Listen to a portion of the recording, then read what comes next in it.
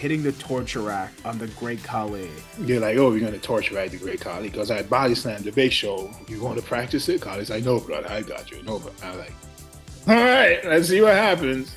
I just thought in my head, WWE is my goal. I didn't go through the independent scene where I did 500 matches. I didn't have that brand. What I did have was a look.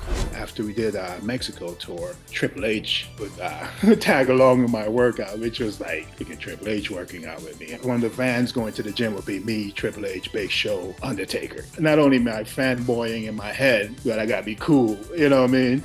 Cena came down, I got to this day, I'm like, Cena's probably saved my career.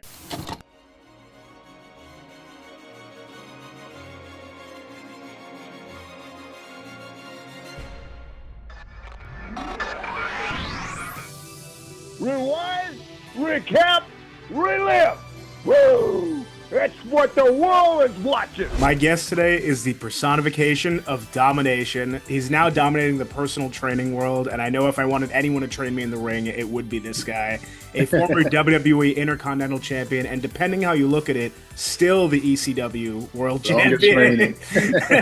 Rycklon Stephens, a.k.a. Ezekiel Jackson. How you doing? I'm doing well, man. Thanks for having me on. Absolutely. Thank you so much for coming on. And I see you're doing a lot right now. It looks like you're in the midst of an in-ring return tour type of thing. You're also doing your personal training on the side. And I know how passionate you are about your personal training. Is that something you did before WWE? Yeah, my degree was in physiology. Okay. And then I added sociology because I wanted to go to law school. And early childhood because I wanted to train kids. So I got a chance with the personal trainer. I get to do what I do, what I love, and I had the wrestling school, which I got a chance to help some guys and launch some guys. So training is a part of what I do. So I love whatever I have in my head. I want to give back, and that comes with the personal training, the wrestling, and the in-ring stuff now. And I'm sure it must have been a cool moment. I saw you post in your story you were locking up with your son in the ring, right? Yeah, he came. It was about that thing was about a year ago, a couple of years ago. He wasn't traveling, and he was traveling for a few weeks, and then they took him off the road. He plays football for Cal Berkeley. Okay, nice. I knew he was home sad, so I was like, "Come on in, let's go get in the ring," and that kind of brightened his spirits, you know. So to get to lock up with him, because I remember when he was 4 or 5 years old, when I was in WWE, I come home, I have to go lock up with him and wrestle with him for about 45 minutes as soon as I get in the doors. I put my suitcase down, and he's like, "Dad, be backs." He called it be backs at the time. Because every time I left, I'd say, "Daddy, be back." Yeah. He think that he linked wrestling to be back, and so I got back, and we had to wrestle. So for him to, I'll keep sharing some of the stuff. He just picked it up like that. The kid's a heck of an athlete. So yeah, he started football literally junior year in high school, and he's at Berkeley on his 5th year. He's only playing football for 5 years, so he picks it up easily. No, absolutely. A crazy athlete. You could see it. I mean, it runs in the genes. It's clear like fitness is such a big part of your life. I'm curious, when does it become a big part of your life? And when do you kind of get into the shape that we see in WWE? So I started working out in high school, 15 years old. My story is very, in a sense, misogynistic. I saw What's Love Got to Do with It with Angela Bassett playing Tina Turner, and she had the most amazing arms. I'm like, I want arms like her, and also I don't think any woman should have bigger arms than me. I don't know that any do now. No, so I went home, started doing push-ups, and from there I found out how to start training, and it was just like, as a kid, I saw Arnold Schwarzenegger. When it comes to wrestling, I saw, the Hogans, the Warriors, the Dino Bravo, the guys with big muscles. And I was like, I've always wanted to be that. So it was kind of a motivation to start at 14, and haven't looked back since. Yeah, no, I'm sure at this point it's like therapeutic to have that routine of going as often as you do to the gym, right, and working out. Yeah, it's like I have to block my day out for me. That hour and a half to 2 hours that I spend, I literally drive an hour and a half away to just try a new gym. You That's know what I mean? wow. Yeah. People look, try new bars, new restaurants. Now I want to try a new New gym. gyms. What? So Yeah. go ahead, yeah. I was gonna say, what does it really take to achieve the build that we saw when you got to WWE, like that Ezekiel Jackson build? How much work did that take, and what were you doing in the gym? Um, I followed bodybuilding routines. When I was in high school, and again, once I got into lifting weights, I started buying all the muscle magazines. Hmm. I had, whatever little bit of money I had went towards Muscle Mag, Flex Magazine, Muscular Development, and I would read these things from the back, from the front to the back, and twice over. Um, so I just started doing different types of bodybuilding training. Yeah. I did not, if my son and I was talking this weekend, he's like, Dad, you broke your genetics. Because if you see my dad was 5'6", my mom was 5'2". My brothers are 5'8", 5'9", and here I am about 6'2", and they're normal guys, and here, what I mean. So um, with that, it just translated to, okay, maybe I wanted to compete in bodybuilding. So I thought I was going to be maybe 5'8", 5'9". So I was going to think about bodybuilding. Um, then I went to college. I was 190, Mm. about 6 feet, 190. And then all I did was worked out at 8. Went to class, you're in class 3, 4 hours, maybe a day, and the rest of it was the gym. So I worked at the gym, I worked out, and I left at 192 the beginning of my freshman year. I came home at 230. Uh, the end of my freshman year. So everybody got freshman 50, and I got freshman 40 Yeah, almost. freshman 40. And I'm sure most of it was It muscle. was all So muscle. yeah. Still my waist was literally like 31, 32-inch waist. Wow. Um, so that's what, the training. I started powerlifting. I started um, understanding nutrition. Hmm. So that's where it came. I wanted to not go to college because I found a wrestling school, and my mom was like, "Dude, you're going to be the only one basically for my siblings." So she's like, "Put this on hold," which I did because Right. same high school, same graduation class was Prince Nana.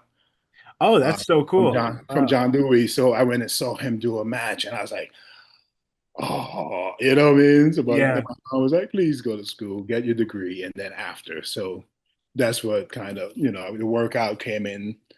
I learned my body, and I realized my body responded well. I was in that, I could play basketball, I could dunk at 230.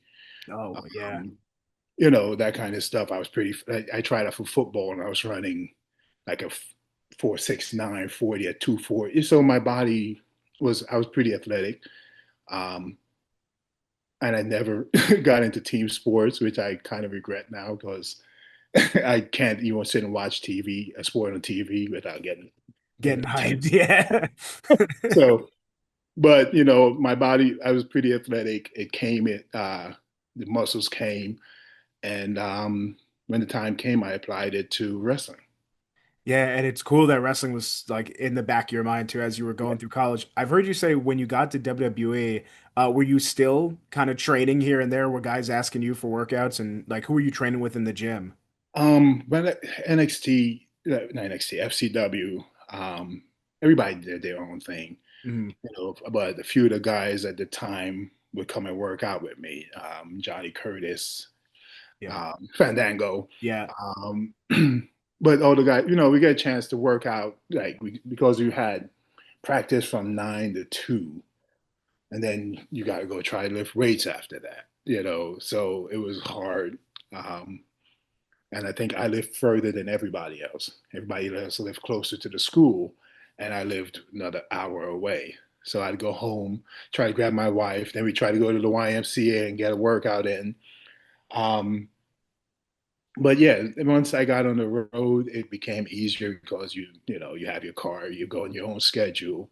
The best part was after we did Mexico tour, Triple H would tag along in my workout, which was like, me. I'm like, freaking Triple H working out with me and That's doing my big. Yeah. workout.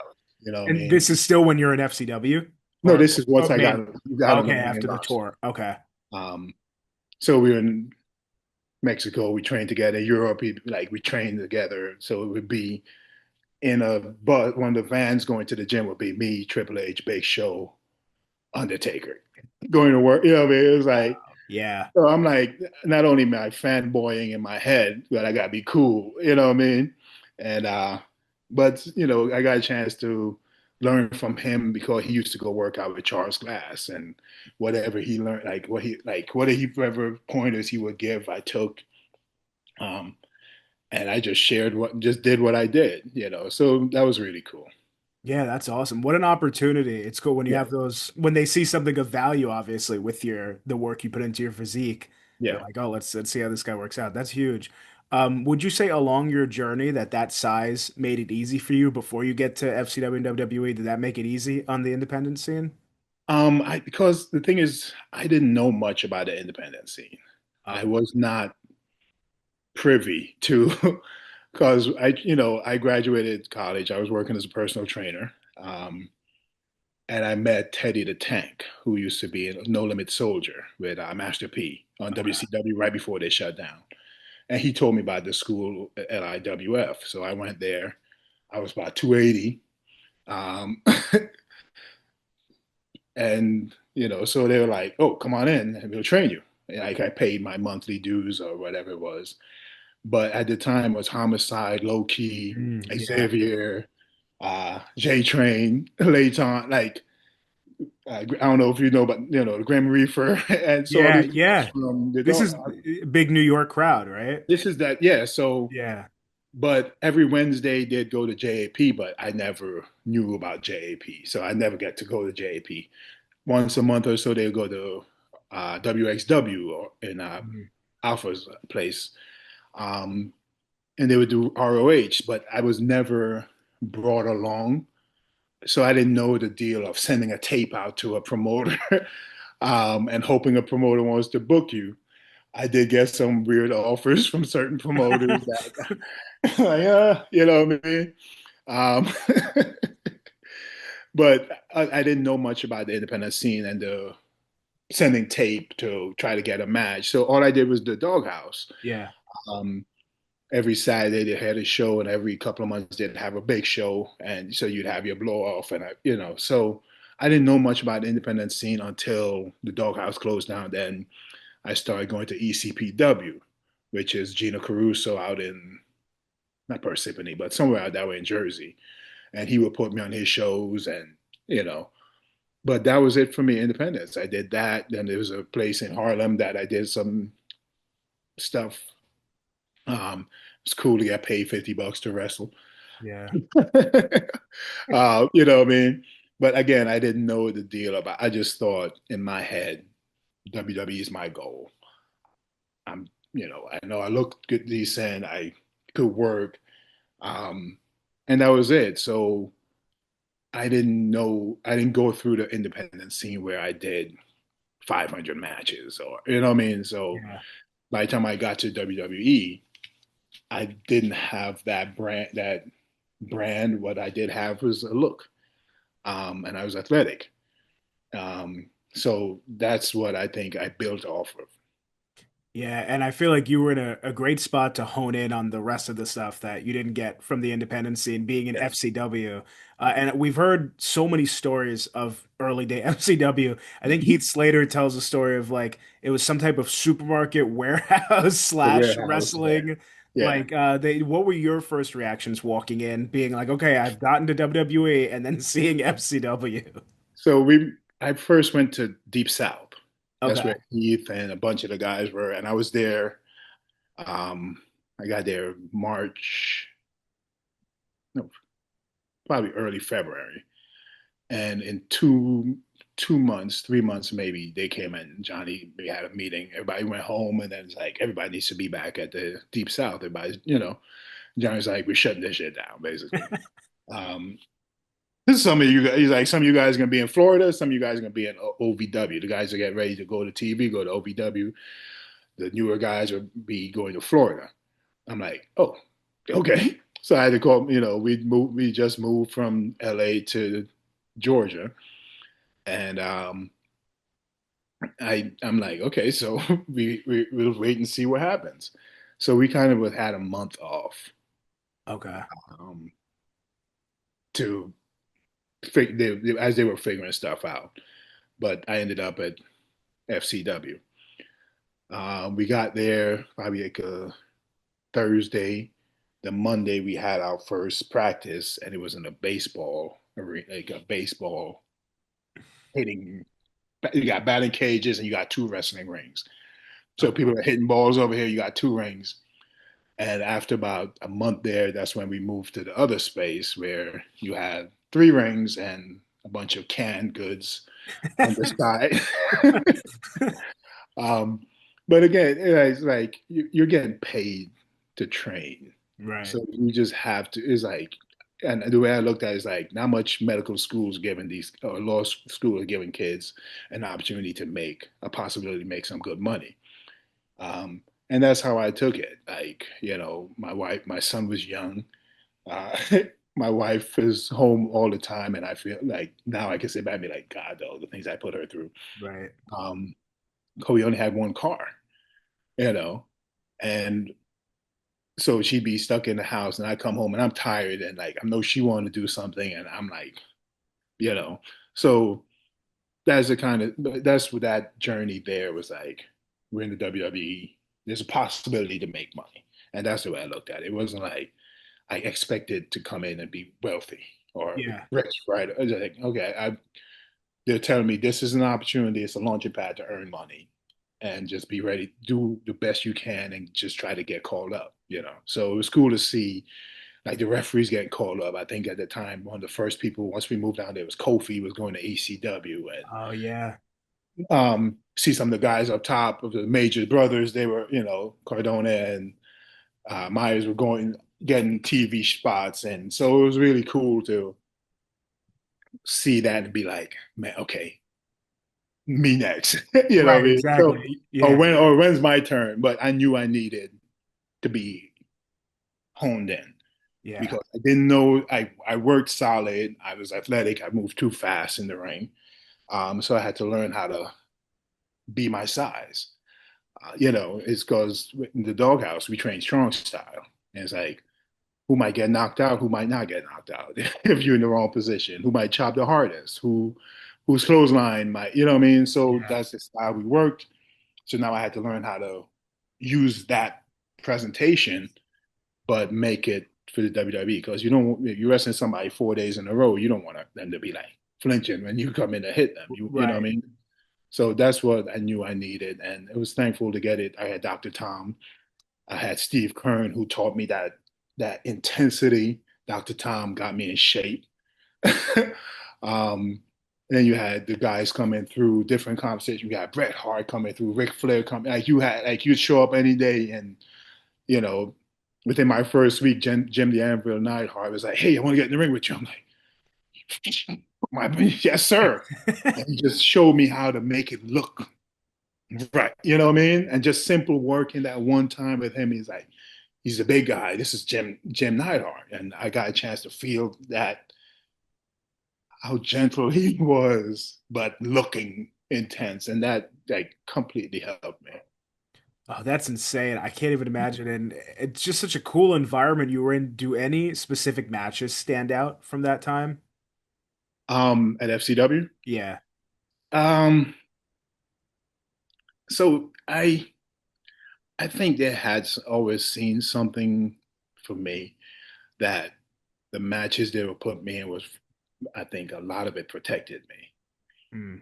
Um, so it was, nothing. I got freaking Sheamus used to come to the ring with an axe and he hit me in the back with it. I think my back still hurts from that. You know what I mean? I got another guy, Rob. What's Rob's name? Big Rob. He was on TNA for a while. Me and him had like a Oh, crap. What? Yeah, Rob. Oh, it's on the tip of my tongue. He was in a team, I think, with like Crazy Steve. He did like a yeah, circus. yeah, yeah. Yeah. So me and him had like a freaking 3 minute Street Fighter standoff because he didn't know what anything to do, and I didn't want to do anything to make him look bad. So I'm standing there and we're doing this. So I'm like stuff like that. I remember from FCW. My son being in awe of Yeah. Kofi in the ring, being in awe of wrestling. You know what I mean? Those are the things I remember from FCW, being in a bar and putting on a show every Tuesday night in a bar in Newport Richie. And then every once in a while, we do a big show at the community center, the JCC or something like that. So it was a learning experience, man. So like Yeah. none of my matches, I don't think stood out. The one thing that's what I knew I couldn't do was one of the trainers had us call in spots during your match, and I have a lisp, I have an accent. Certain words are, I can't say words with R too well. Can't even say my name too well. But and I would try to call spots, and by the time the guy, it just didn't work for me. And Cena came down. Like to this day, I'm like Cena's probably saved my career and helped me the greatest when it came to understanding in ring positioning, in ring speaking, how to, you know what I mean? He gets a lot of flack for uh, sometimes speaking too loud, but I learned one move at a time makes it, especially for someone my size.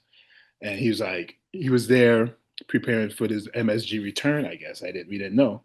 Um, and he was in the ring with some of the guys, and like I'm watching him. Like he came out, he's drinking water or whatever, and I just went up to him and was like, dude, I was like, this is my dilemma. They want us to call 5 different things, and my that's not how my brain works. You know what I mean? And he's like, do you want to get in the ring? I was like, yeah. So we got in, and he called his comeback spot on me. I was like, he's like, one thing at a time. Let him know what's coming. Do it. Make it for your size. Make it make sense. And like that saved my career. Like launched me to the point now I could sit down and call a match with anybody. And it might not be a 5-star match, but one thing I'm gonna do is I'm gonna look vicious. It's gonna look real, and everybody outside the ring is gonna question themselves whether did he just hurt. Yes, Yeah. I did my job. You know what I mean? Exactly. No, that Yeah, believability. Hopefully they can't yeah, see through it or anything. That's so cool that he came down there. And so that must have been the big Royal Rumble return yeah. he When he was came back, preparing for. yeah, I don't know if he had neck surgery or what it was. I think shoulder, if I remember correctly, or like maybe tricep. But yeah, Yeah, but wow, yes, that's he huge. came down, and but that's the thing is like you could show up any day, and for an hour and a half, you got Bret Hart Yeah. talking, or Bret Hart, and those are the things I remember Bret Hart saying. Know what you would have someone do to you in the ring, and Yeah. that's coming back. You know what I mean? But, Right. oh, don't just because somebody say they can do something doesn't mean that you have to take it. And like, oh, cool. I mean, you know what I mean? So, oh, so you mean I don't have to take that brain buster from this 110-pound kid? Oh, perfect. But stuff like that really is what FCW um, did for a lot of the guys. And you can see the long lasting effect of FCW. You got Sheamus, you got Absolutely. Yeah. Drew, you got, you know what I mean? Kofi, and these guys that just took their time and got a chance to really hone in and make a mark. Yeah. And off of that, doing what's great for your size, is it true that your finisher used to be a diving elbow? Yeah. That I can't imagine And somebody getting it with from that. the doghouse, I used to do the Macho Man elbow. Right. But at You two, know, what, at how much were you then? 280? 280. Yeah. 280 diving elbow. I would do the choke slam, climb to the rope. I would do drop kick, choke slam, climb to the rope, elbow. Wow. But again, people, I think the last time I did a drop kick in a match was Arn Anderson. We were in Belgium. No, South Africa. And Wow. Arn, I was like, Arn's like, oh, you move so slow. I was like, you'll see something. And I whipped him off. I was like, I was working weight. I was like, drop kick. He's like, what? Drop kick right in the face. He's like, oh, it didn't hurt. So I'm an athlete. You know what I mean? Learning, getting a chance with Mark Henry, Undertaker, Big Show, saying, hey, you could do it, but make sure it's at a special time. So there's a lot of things that was in my arsenal that had my contract gone beyond 2014, I probably would have unleashed. Yeah. Well, maybe we could still see it. Who knows? The first time that we all see you at large at WWE, I believe, is as a bodyguard, Brian Kendrick's bodyguard. I wasn't a bodyguard. Oh, advisor, I was an advisor, the yes. advisor for Brian Kendrick. Um, how did that whole kind of character come to be? I loved the white outfit. It was Yeah. incredible look. Um, so I again, after moving from New York to LA, my dream was to pursue. We were pursuing acting. My wife is an actress. I was doing in New York. We've done maybe 30 national commercials. Between my wife and I, Oh, wow, that's awesome. done a bunch of Super Bowl commercials. You know, and we moved to LA to act. And I also wanted to go to UPW because Cena, Victoria, Mhm. uh, Heidenreich, all these guys came through there, and I'm not Heidenreich. I can't. Sorry, the gray area is working. I Um, know. You said but Heinrich, and I was like, I didn't know that. That's a cool no, fact. I can't even think of his name. But a lot of the guys at the time Yeah. it came through, at least was on their webpage as coming through UPW. Um, so I was acting. I got to LA and on MySpace. I got contacted by this kid named Anthony Rosas. He was like, "Hey, we might be doing this thing with WWE. We'd love for you to come and see our school." Drove to San Clemente, watched the show, spoke with Rick Bassman, and he explained to me what was happening. I needed to be there every Wednesday for practice, in ring and promo, and at least one day a week go to El Segundo and get in the ring. That was the commitment to the program. Mm. Um, the Home Depot I was working at, the guy was like, I can't guarantee you a day off. I'm like, Wednesday. I'm not asking for Saturday.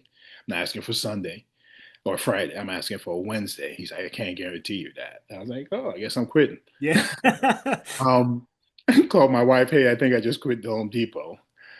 So, like, I don't know, health insurance and whatever little security money we were making, But literally from that day, between my wife, I quit there within the next 2 weeks. My wife and I booked almost 10 national commercials. That's huge. Just so it means in my head, I knew I was blocking a blessing because I was. Yeah. Um, but so UPW went through that, and I met one of the trainers was Lil Nate to get back to Kendrick. Lil Nate was good friends with Kendrick.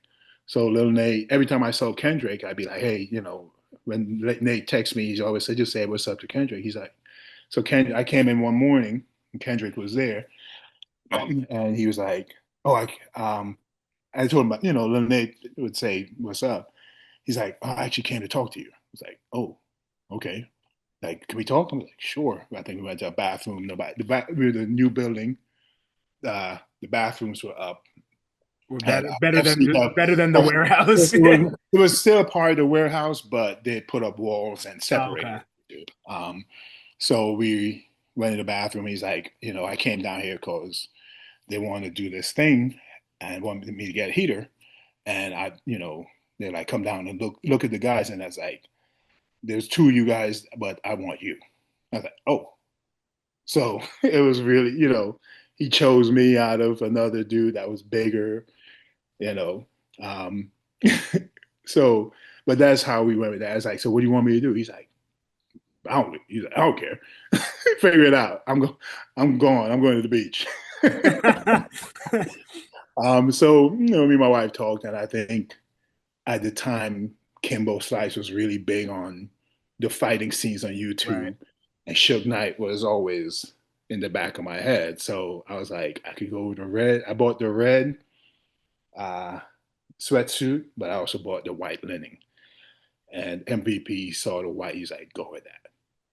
It was Like, so cool. Yeah. yeah. So my debut was, I just came out with the white, the necklace, the cigar, And that's where that came from. It was literally Suge Knight, Kimbo Slice, um, and me having that ability to go from to you know and just holding that, and it's like I was never um, that typical manager Hmm.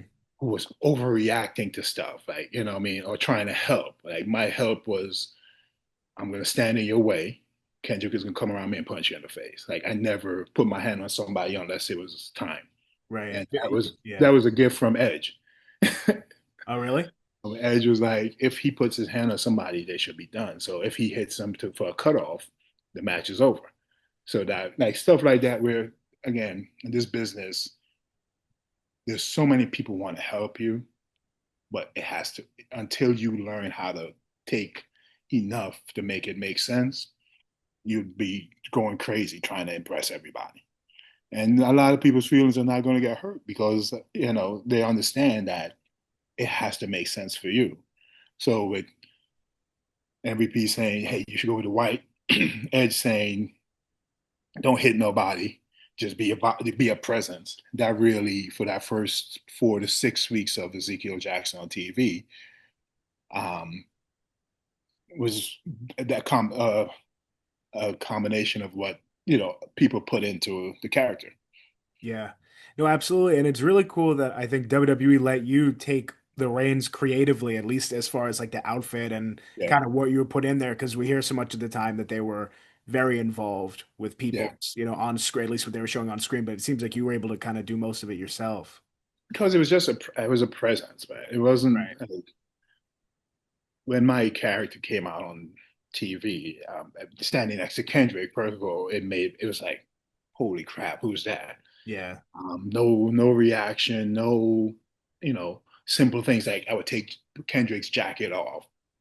It's like, are you a butler? Like, so taking a little bit from every other bodyguard but making it my own, and it wasn't to impress the people, was more so I'm protecting this kid. And the very least I could do is take his jacket off. You know what I mean? I think the first time I snatched somebody was Stevie Richards. And most guys will come in and they lift people. I'm like, no, I'm gonna be different. I just snatched them from the floor all the way up. And when I got through the curtain, Vince was happy. You know what I mean? It's like, that's where the money is. That, you know what I mean? Stuff like that was like, yeah, Yeah. could have been some things. No, absolutely. I mean, and during that run, you two were around some really big names, you and Kendrick. Do you Yeah. remember the night that Kendrick became WWE champion for about He three didn't win the minutes? championship. He never did. No, yeah. It's not on record. Oh, that's Um, crazy because yeah, he was so yeah. adamant. But Was that that that championship, scramble match? yeah, The lead into that was amazing. Like, I think I just saw a video of when Triple H hit me with a chair.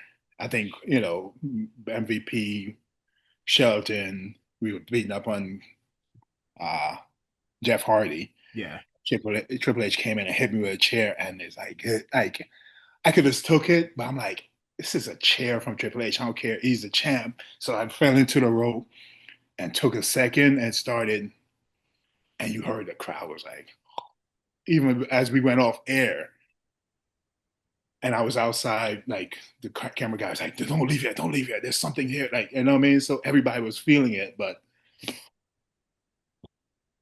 life happened. yeah. Life happens, right? I can imagine if you turned around at that moment after that chair show, like No, what? like, I mean, you could see it. Like, it's like, holy crap! Like Yeah, Kendrick came and grabbed me, but it was like, just stuff that was, you could just feel it, man. It's one of those, like, I think that was one of my favorite moments of before the match. Is like there's a build up, you feel what's in the air, and you know, yeah. so life happens. No, absolutely. It's an awesome match in general, though, too. That Yeah, concept, like, it's very, like, there's a lot of anticipation involved when you're watching yeah, something like that and yeah, unpredictability, too. yeah. So cool that you were able to be a part of that. What brought that run with Brian Kendrick to an end? Next question. We tag team for a bit. They split us up, put him on Raw, put me on ECW, and basically that was it. And It is what it is, man. Like again, I don't go negative. It's a part of the deal. It gave me a chance to. I think what happened is when I came out and I was this presence on TV, you assume because that a bunch of matches, all the matches from FCW were going up. You assume these producers were watching, they didn't know who I was from, other than another big black dude coming out of FCW. What can he do? And one day, I was, I never got in the ring, um, and I don't know if it's Mark Henry, one of them was like, grabbed one of the extras and say, Zeke, let's see what you got. I was like, all right. And this, like, I unleashed yeah, with intensity, but safely, and they didn't know that I had that in there. And I think once they saw that, it's like, okay, then we started being tag teams instead of just a singles thing. And interesting. Okay. yeah, so once that they saw that I can work, I think they put me against Truth. So my first singles match, I lost to R-Truth. Um, and it wasn't, it was, then we started doing the tag stuff. And when we go to Mexico or Europe, I would do single matches. Kendrick would be bodyguard, or we'd switch. Yeah. Either Kendrick have a match and I'm outside, or vice versa, because they wanted to see what I could do in front of a crowd. And yeah, just life happened, man, and I think the draft came, and I went to the ECW, and Kendrick went to Raw, and that was it. And a team formed there in ECW that I didn't know the official name of, honestly, until I researched earlier. I didn't even know it had one. The Ruthless Ruthless Roundtable. Roundtable. Yeah, Ooh, I remember the team, but I didn't know it had an official name. But yeah, yeah. you, Vladimir Kozlov, and William Regal. Ooh, I imagine. I mean, it was ruthless, like it says. But being with someone like William Regal, that must have just been like a fountain of knowledge, right? man, that he worked with Kendrick, he worked with Danielson, Brian, um, and every time Brian would tell me, Kendrick would tell me something, he was like, "This is what Regal would do. This is how," and so that passed through straight to me, and then now I'm getting it directly from Mr. Regal himself. Like I still Yeah. call him Mr. Regal. Um, it was just so much. Like the biggest compliment he's ever given me is like, man, for a big man, you move amazingly well. Your footwork, you know what I mean? Like I never wasted space in that ring. Wasted like I never pit up like stuff that you sit and you just feel right, Yeah. Um, but to get that knowledge, and he whispers when he speaks, so you have to listen carefully. Um, he's soft spoken, so you have to be engaged. But he would be pouring so much, and I was like, yes, yes, yes, yes, yes. Um, Again, that on Raw or SmackDown, that would have been, Yeah. because it led for me to getting the ECW title. Um, but I just think on Raw or SmackDown, the three of us, with Regal being him, Kozlov being him, me being able to maneuver between the two, I think that would have been an amazing faction. Absolutely. It was so different too because we really hadn't seen you or Kozlov, like much Yeah, of you guys until that moment. And yeah, I think that also helped it too. yeah. Because we weren't exposed. Yeah, Kozlov came in on a whirlwind and had championship matches with Triple H. right. Because Beat Undertaker, I remember clean with. yeah, Yeah, so he came in and had that run. Me, I didn't have that, but I had that presence. So we did that battle on ECW where we would try to one ups each other. I just felt bad for the extras because it's like, not only you taking my finish, but then you got to take Kozlov's after. And we didn't. Then we did the first real unification thing was against Christian at SummerSlam, where Regal lost in like a 10-second match, but then we took out Christian. But yeah, so it was just we weren't exposed. We didn't people didn't really know what to do. Most people didn't know who we were because we were on ECW. Um, and we, I guess, main evented ECW from the beginning to the end. Like Yeah. from the time I got on there, um, and with Mr. Regal and Kozlov, we just, that was it. Every show, we knew what we were going to do. We knew what was going to be done, and that was it. And it seemed like you were really being able to hone like your character more too Yeah, on that ECW brand with Regal and Kozlov. yeah. How'd you develop that Book of Ezekiel finisher? Um, that was given to me, or stolen from Samoa Joe. Called "He'll Catch You in the Corner," and he would do Hmm. it. Yep. Um, I did it in the middle of the ring. I'm also, can I say this? I'm a big rock fan. So the rock bottom was always there. So to get something similar, uh, choke slam slash rock bottom without me going down, um, that was where that came from. The name Ezekiel was my name, and the Book of Eli is probably still one of my favorite movies. I think I've watched it probably 50 times. I know I watched it within the last couple of weeks. So my wife was like, "This movie again?" Like,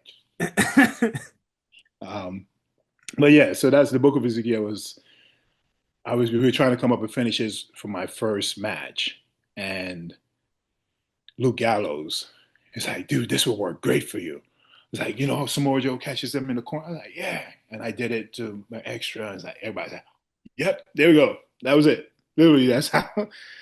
It wasn't something that was planned out, or I always thought, because for me, my finisher ideally would always be the clothesline from hell, but Oh with, yeah. with 23 inches. So I used to set people up with my clothesline, but powers that be said, "Well, do you think this person would put you over with a clothesline?" I was like, "They should. If my arms are 20, I claim it was at 23 inches.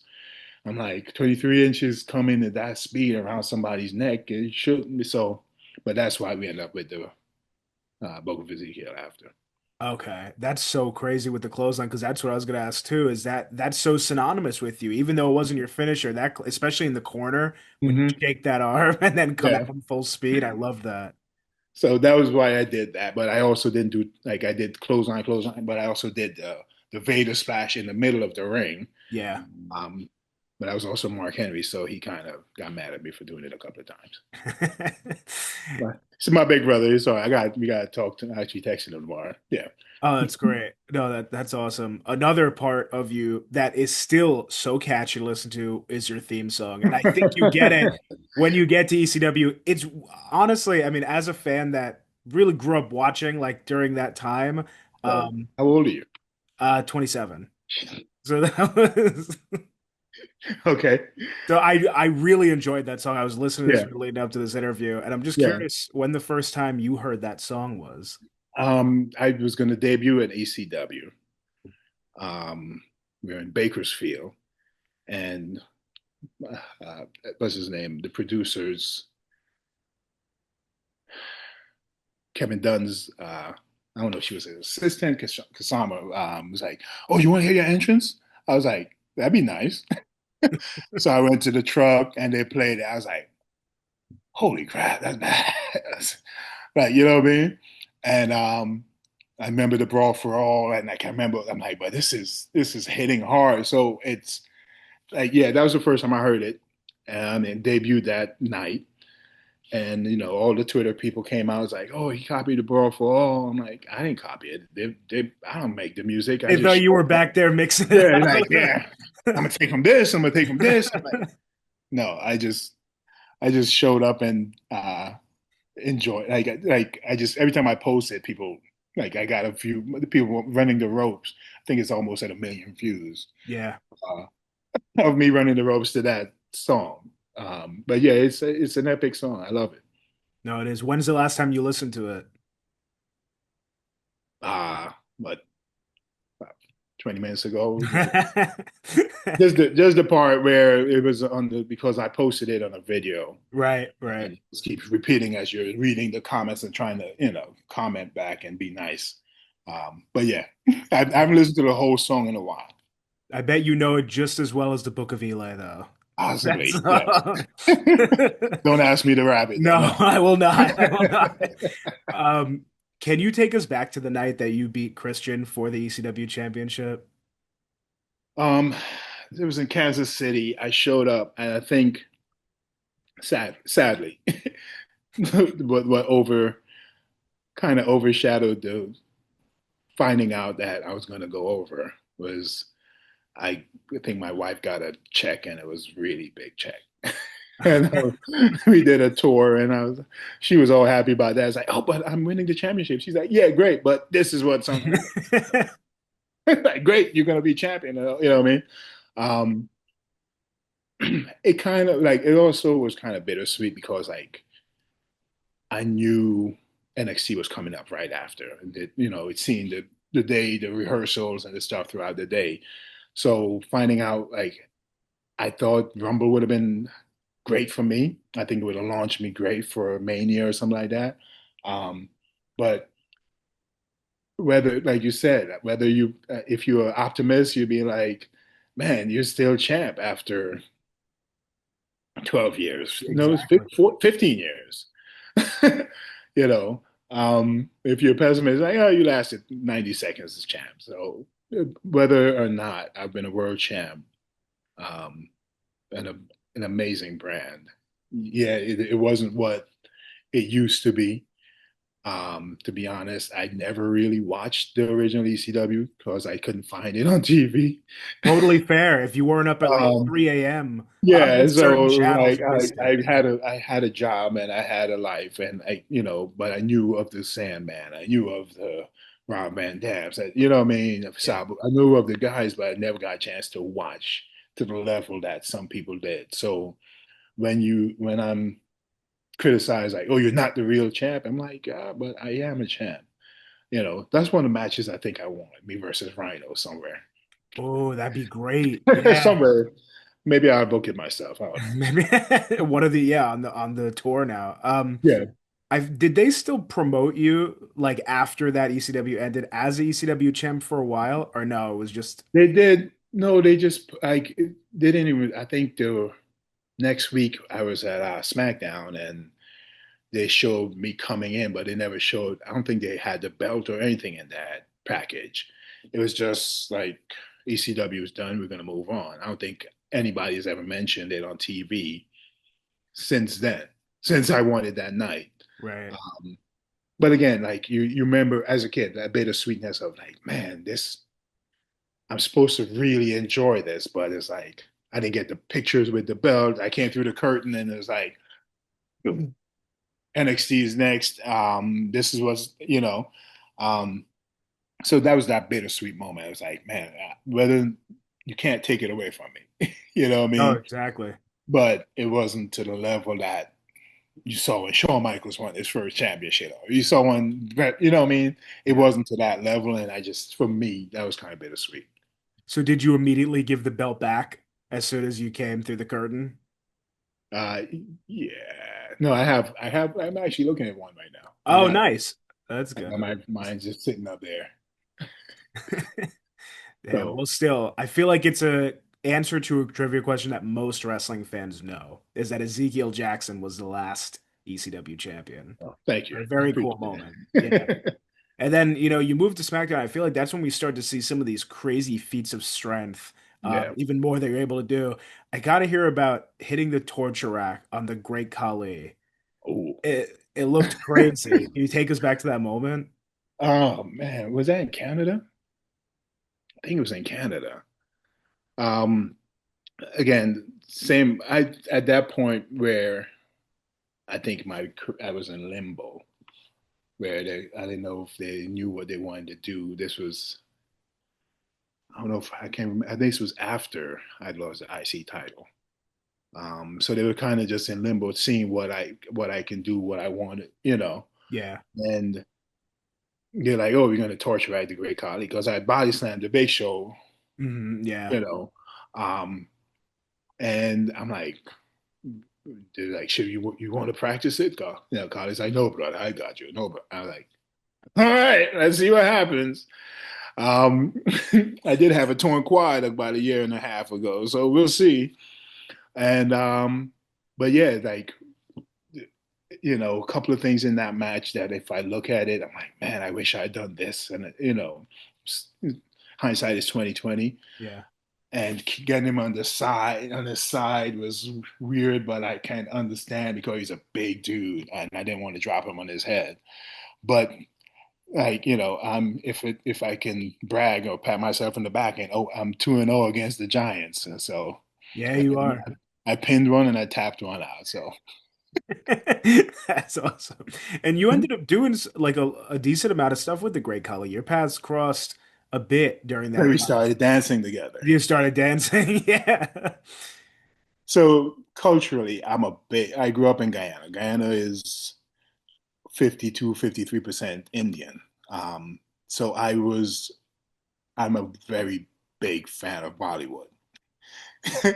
People don't get understand that. Like I love like when I tell people I grew up on Indian movies, like you guys had Arnold and well, Right. not you, you're too young.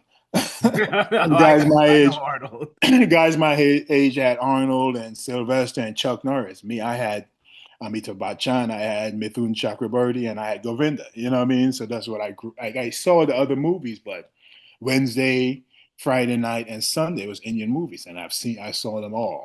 Because my grandmother worked at the theater, and I got it for free. Oh, that's awesome. um, so but getting a chance to do it with him, sadly, I don't. In my head, I'm like, was this a joke? Is this a rib on me? Was this something to test me to see if I could break out of this? You know what I mean? And I don't know. I honestly don't know what the reasoning was. Um, I think we fought this gay Tyler Rex and Brian Myers probably like a lot during that time. Um, it was again. I wish I knew what it was and what I needed to do, but I didn't. So I just went with it, kind of seeing, was kind of in limbo, trying to figure out, okay, Yeah. let's have some fun, see what it was. One of Yeah. those moments. Yeah. Well, it was cool to see a different side of Ezekiel Jackson, I think, for some of those moments. Yeah.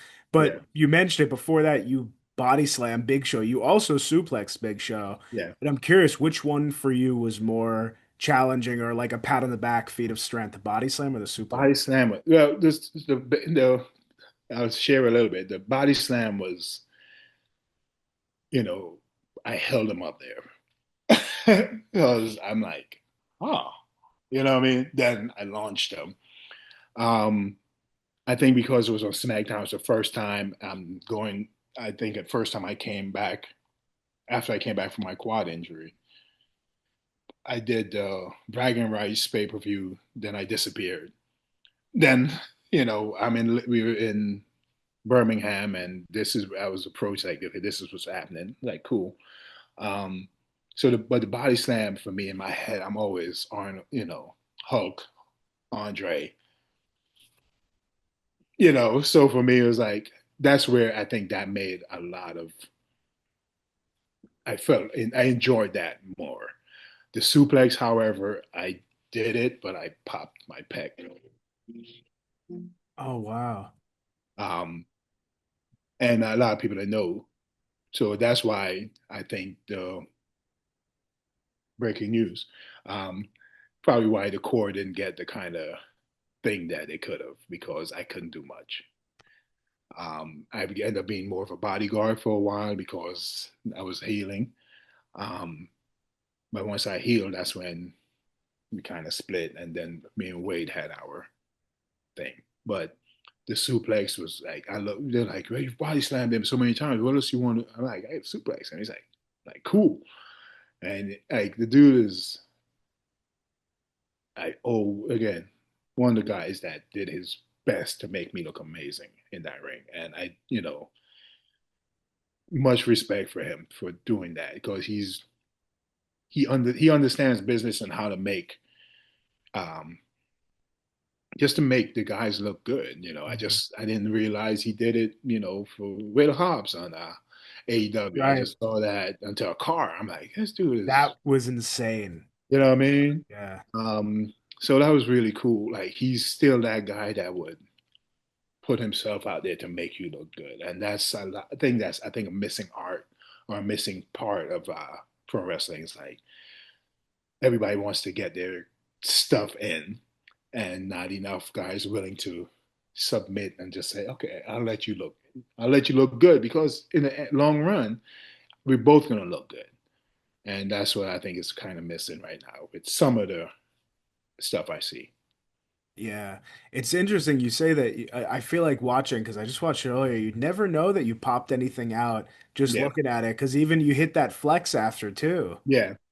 Um, so what ended up happening is that was a Tuesday we recorded that. That Wednesday I flew home, went, did chest, felt 315, which was normally 12 reps for me at the time. Rep number three, I heard, I was like, ooh. So Oh, I think it set me up, and that went in. Um, that same weekend, we had a pay-per-view in Oakland, which I think it was the tag team against Santino and Heath, and I can't remember, but I was supposed to grab Santino and pull him out, but I had no strength. I uh, completely dropped the ball on the spot. I couldn't even pull him because you know what I mean? yeah. Um, but that's that thing with this body, with your body is like, I trained like a bodybuilder, and I think Cena freaking, and even with NXT, with Triple H working with Joe DeFranco and understanding that we're not bodybuilders, man. We're athletes, and we needed to train as such. And I train like a bike. To this day, I still chase the pump. Like Yeah. just for the heck of it, today I did 340 just to feel what it feels like. It was like my wife is like, dude, you see the guys you're asking to spot you in the gym? Yeah, what would they do? Like, Like, I'm like, well, I know when I get. I'm like, once I feel it, I'm like, well, if it's down here, we'll roll it off. But you know, I think that for an NXT understood training like an athlete is important. Cena was the first person that was big on working on power cleans and mm, just the heavy compound movements, but also explosive movements. Um, and I wish I could get that in my head to start training like that, but it's not the same. I don't get the same dopamine release as I do with that feeling that chest full up or that shoulder or that arm full up. You know what I mean? yeah, But I think that's what what I do now is I stretch a lot more. Back then I didn't stretch as much. Now I spend at least half of my workout stretching in between sets. right. No, I've heard that, yeah, longevity wise, like that's the best thing you could do. Yeah. And it's so the core, it doesn't get the exposure that it could, but you still do get your WrestleMania moment Yeah, as part of man. the core, which must have been huge, right? For me, because and it was a bigger event for me because 1 year earlier, on the 3rd of April in 2010, I was burying my dad. Uh, So April 3rd, 2011, I'm walking out in front of 80,000 people in Atlanta. yeah, I'm like, talk about a pendulum swing, you know what I exactly. mean? Yeah. But again, that match was supposed to be about 12 minutes, but some people went overtime. I'm not gonna say who. I think Cody and Ray took some time from us. I think the Pookie, what's the name? Pookie, Was it Snooki? Snooky, Yeah. Snooky, and I'm John trying to Morrison, remember. Yeah. and that match took some time Was from Vicky us. Guerrero? Was that? No, it I might have been can't something different. remember. But yeah, But yeah. I I know just what you're know talking it about. took time. So we end up going from 12 minutes to like 4 minutes. Uh, All we got was an entrance and do the finish of the match. Like literally, that's what we end up getting. yeah. But again, a year ago, I'm burying my dad. A year now, I'm walking out my son. My daughter's in the booth up there, and I'm walking out in front of 80,000 people in Atlanta. So now, like you know, what I mean, so the mania moment did come. I think it was supposed to be something else had I not, you know, uh, do the thing. But again, life happens, man. Right. I could sit here and be like, man, I wish, I wish, I wish. I can't. I'm not that guy. No, I love how positive you are. Truly, Appreciate it's such a breath. Like the it. way you look back at everything, which I think it's the way it should be for most Yeah. people, honestly. These are fun memories to hear. There's one match, and not to veer into anything negative, but Cody Rhodes talks about a specific match that's more funny than anything, and it's a six-man tag. I think you know which one I'm talking about. Yeah. Yourself, Daniel Bryan, and Sin Cara versus Wade Barrett, Ted DiBiase Jr., and Cody Rhodes. And I'd love to just hear it from your perspective, that match. Uh, I think I didn't. I probably blocked that match out of my head until somebody sent the Cody speech about it. And then I remember I was like, again, this was me in that limbo space where, okay, I'm not champion anymore. I think Cody's champ. Mm. Um, we're in Rhode Island, I think it was. Uh, and yeah, the ref the refs were told at that time that if they give any leeway, because it was going to this reality thing, if they do the stagger thing, they were getting fined. So he's got to protect his money because you losing like fine might be a whole day's pay, a week's pay, or whatever it was. Um, but I remember the match going out there and like I think I rewatched that thing maybe about last summer, and it's like, what can you do? Yeah. You know what I mean? Like I can't, like we can't, we're not gonna start the match over. We're not, the ref already out of the ring. DiBiase said he kicked out. Wade's gone. Cody's like, what do we do? DiBiase's mad as hell. Bro, I don't, like I said, I try to be positive on things. Like I don't know what would have happened. You know what I mean? I could have come in and blown my Achilles out or something. Like I know you know what I mean? These are things like I have to find the positive for myself because, being at that time, I know I went into a lull, um, because I didn't know what was happening. I have to, for the most part, going as far back as when you're the IC champ, they see something in you, and they're hoping you can elevate to the other championship, or maybe not in the championship. You're in that main event picture. Um, but I was doing dark matches. I was not even traveling. I was home on the weekends. I would show up to TV, and there's nothing for me on TV. This is a couple of weeks after losing the title to Cody on SmackDown. Like, dude, we couldn't even do SummerSlam. SummerSlam was like 3 days later. You know what I mean? Um, it was. I know. The best advice I give to young wrestlers now in the E, and every time I see them and I talk to them, I was like, when you're in that valley, you have to fight to keep your head in the game. You know what I mean? Yeah. Because I think you could, like, I could go back and look at certain matches that they put me on, and I was just not there. My body was there, but you could tell, like, you know what I mean? So I think one of that reason I probably put that match out of my head because like, oh, it was this going to be like the Khali thing where I got a torture rack, or the Jinder Mahal thing where I just, Mm. you know what I mean? Was it just another test? Was it, and all those things run through your head. Sadly, in this business, is like, did they do this on purpose? Now that Cody's says it, I think maybe I can be like, oh, okay, so it wasn't on purpose. It was an accident. It Yeah. was, you know what I mean? So maybe I was sitting there like, um, maybe we'll make it up next week, and we've moved on. Hmm. So that's the kind of stuff that I I try to stay in my own and not overthink right now. Yeah. Do you still keep up with the product now, WWE? Since my son has become a huge fan, yes. That's nice.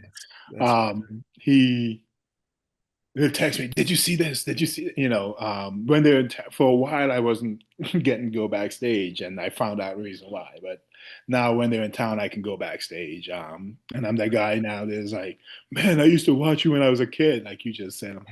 I'm sorry. I remember saying that to Coco Beware or the Warlord. Like, man, I used to. And now I'm that guy, so it's cool. I think the product right now it's trying to elevate is something that is going to go to a spot where we've never seen it before, um, and I think they're trying to figure it out. Yeah.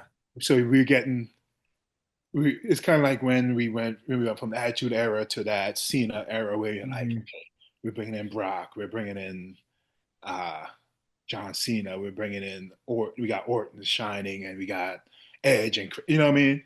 I think you're in that space where like Roman was here and the company was doing amazing. Now it's like Cody, you got these younger cats trying to come through and break through, but it's just something they're waiting. Right. So we're just in that space now. Again, as a fan, I can sit and enjoy the product because I know the work goes in. I know the dilemma of making sure this show go an hour and a half or 2 hours and people keep coming back. I just think we're in a space where they're just something is about to hit, and I don't know what it is, and I'm excited as a fan to see what it is. I love that perspective. Yeah, because I think you see so many different opinions on the product right now, at least Yeah, as far as WWE is concerned. But that is true. There's so many young stars, especially with WWE, and now they're bringing some over from TNA, and yeah, like seeing it all kind of fest right now. I agree. I think we're gonna see something. Whatever yeah. happens, we're going Something's somewhere. again. We were the Rome like it's not Roman. I love him to death. I think I was one of the first dudes that got in the ring with him when they brought him up, and Oh wow. I mean, um, so I'm happy. I saw what he did, and we see. I think I don't know if somebody made. I saw a comment somewhere. It's like he's beyond the championship, and that's a level where Rock and even Cena. I think even Orton is on that level Mhm. where just showing up, fans are like, man, I'm just happy you're here. I Yeah. get to see. It was like when you heard that cowbell again, you're too young, but you heard that cowbell, that bang, bang. I was like, dude, Dusty. Right. You Right. know what I mean? You hear that? I am a that I think that's the level that he's at now. So and then we were just waiting and this kind of something's coming, man. So just as fans, if you listen to this old guy speak, something's coming. Stop being little internet people and just sit down and enjoy, man. Like it's an amazing product to watch. Yeah. You know, but again, I'm biased because I've always been WWE all the way. Yeah. I've never been like I did the stint with TNA, I Mhm. did the time with the Lucha Underground, and I Right. thought they had something that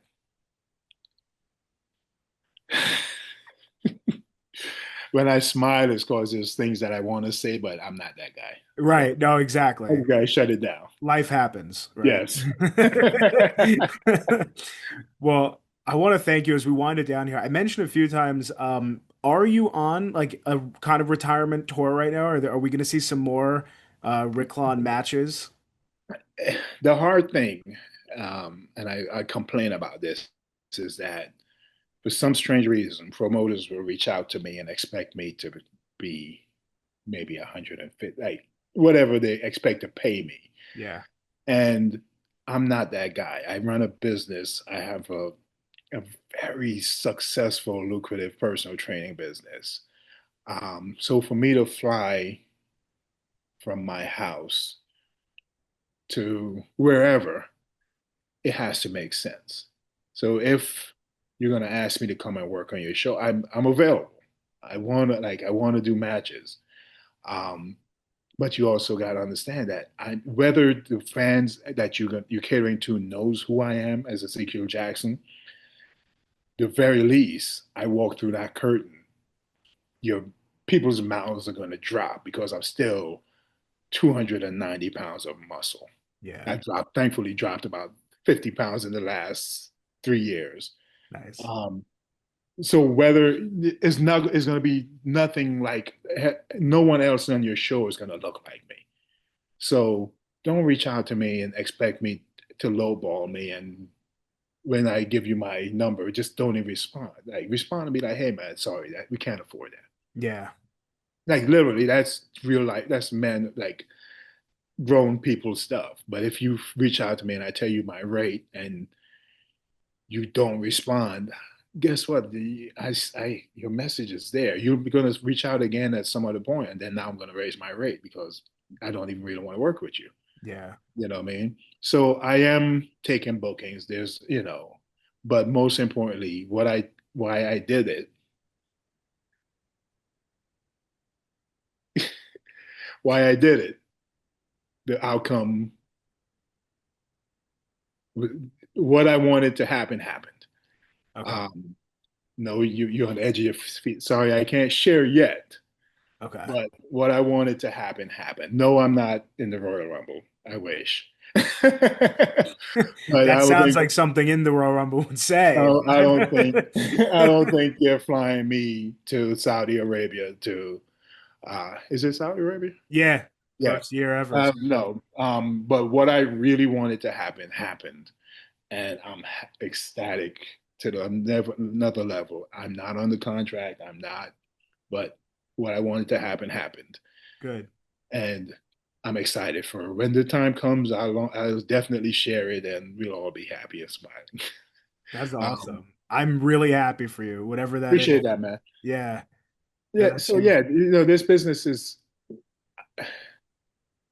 you get out of it what you put in, and I know there's times where I wish I put more in. And my big complaint, for the most part, when it came to the just the wrestling business in general, if I worked at McDonald's, my manager would be like, "Hey, you're burning the fries. Your burgers are taking too long.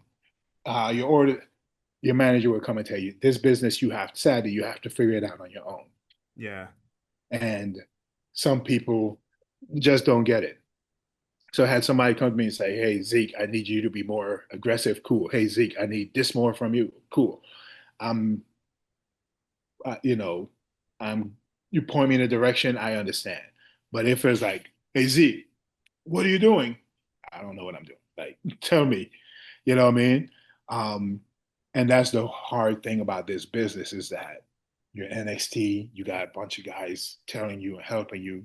And then you get up on the road, it's like the producer's like, "Oh, this is what we want from your match." Cool. What do you want from me? "Oh, just do what you did." You know what I mean? It's sad. We've seen way too many guys get that elevation that didn't figure it out, that Mhm. much rather go on the indies and make money because they just could do whatever the heck they want and Yeah. not be beholden to a certain standard, But this product is such an amazing thing that when you get the opportunity, your job should be to study, bro. Like study, sit down and ask questions. Hey, what can you got? Excuse me. If you're on the road, I'm gonna say, and you don't sit down with Hurricane Helms Mhm. and ask him questions. You You're out of your know mind. what I Yeah. mean? You're like that dude, just one of the guys that again I got in my ear and helped me. So for someone who's done this business for so long, like and we texted him back and forth a couple of days ago. It's just one of those dudes that's there. You got Tyson Kidd who is there. You got like Natalia. You got, you know what I mean? I don't know much of the new producers backstage because they're shifted. But if there's Michael Hayes or there's okay, if there's Paul Heyman sitting at lunch and you're not sitting next to him, even just to get that aura Yeah. off of him, or Michael Hayes just to get that aura of that feel off of them, you're in for a long haul in this business. So that's my 2 cents. Yeah, no, I mean, great advice. And my final question that I always ask is if you could go back to the beginning and give young Rycklon any advice before Yeah. he steps into it, what would it be? But from what you just said, would it be kind of like study? Um, Ask real question. For me, would be ask. So I don't want to run too long. No. I'm I'm not your typical wrestler, right? There's this box that if you ask me who won the first three WrestleMania matches, I don't know. Yeah. If you ask me wrestling related, I don't know because the conversation I had with, you know, Undertaker and I had conversation about our daughters. Randy Orton and I about our daughters because they're about the same age. You know what I mean? You ask some of the younger wrestlers, I'm giving advice, life advice. Christian, so I'm giving biblical advice and these things where at a time where a lot of people don't believe what I believe, I don't force what I believe on people. But if you ask me, we can have that conversation. So what I would do for me was have more wrestling conversation because I think I probably came across as someone that's just there to make pass time.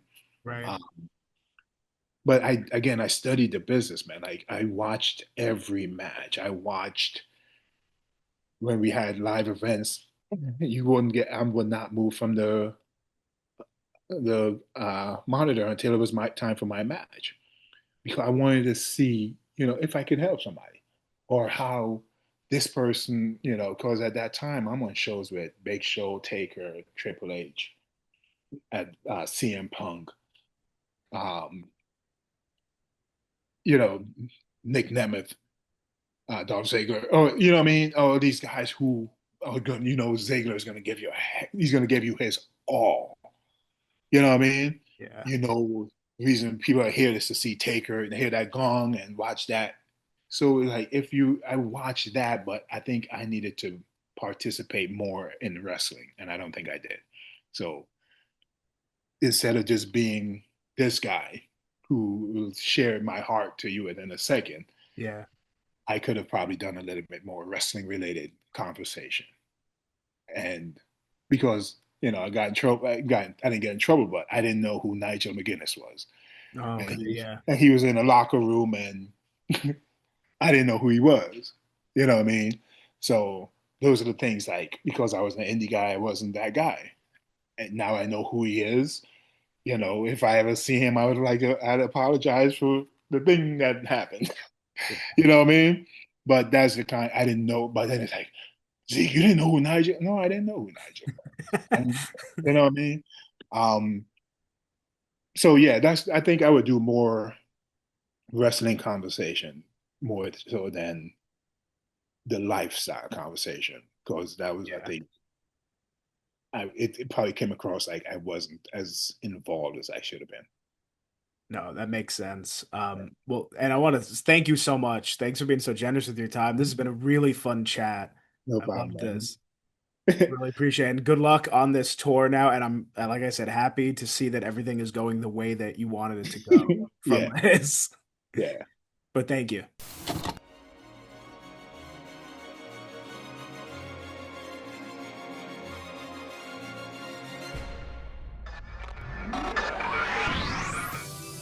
Rewind, recap, relive. Woo! That's what the world is watching.